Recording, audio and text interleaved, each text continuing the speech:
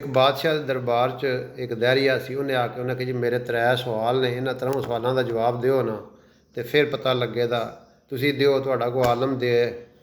पहला सवाल है ज़मीन का मरकज़ और सेंटर की है। दूजा सवाल है शैतान अग ना बनया, अग उन्होंने दोज़ख भी सट्टिया जाए तो अग ने उन्हें असर क्या करना है। तीसरा सवाल है कि इस वक्त तुहाडा खुदा की करता है।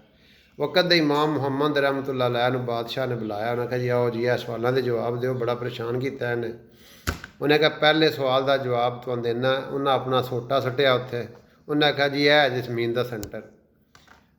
उन्हें आख्या वही किस ना, उन्हें आख्या जी तुसीं फरमाइश कर लो, थल्ले जाओ फरमाइश करो। हुण फरमाइश हुण कौन करे भला। उन्हें आख्या जी सानूं समझ आ गई है। दूजा सवाल, उन्हें आख्या दूजे सवाल का जवाब तां लभे दा एक मिट्टी का ढेला लैके आओ, ढिम लैके आओ, पंजाबी च ढिम असीं आने आ, वो लैके आए। उन्होंने जो सवाल करने वाला सी उन्होंने मारिया, वो ढिम मारी मिट्टी, वो चीकां मारन लग पिया। उन्हें आख्या हुण चीकां क्यों मारना, तू मिट्टी का बनया, तेनों असां मिट्टी मारी है, तू चीकां मारन। उन्हें आख्या सवाल का जवाब लभ गया। तीसरा सवाल, उन्हें आख्या जी तीसरे सवाल का जवाब जरा किसी होर तरीके नाल लभेगा।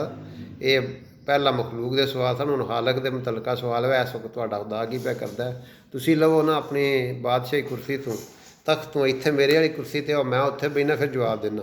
वो चूँकि 2 जवाब लभ गए सन, बड़ा मुतमईन सी बादशाह। उन्हें आख्या ठीक है।